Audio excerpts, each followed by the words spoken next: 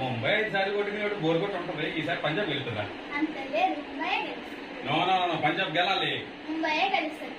అయితే ఓ పని చేద్దాం, సాయంకాలం అటెండ్ చేస్తారు కానీ బుక్ క్రికెట్ చేస్తాను. ఓకే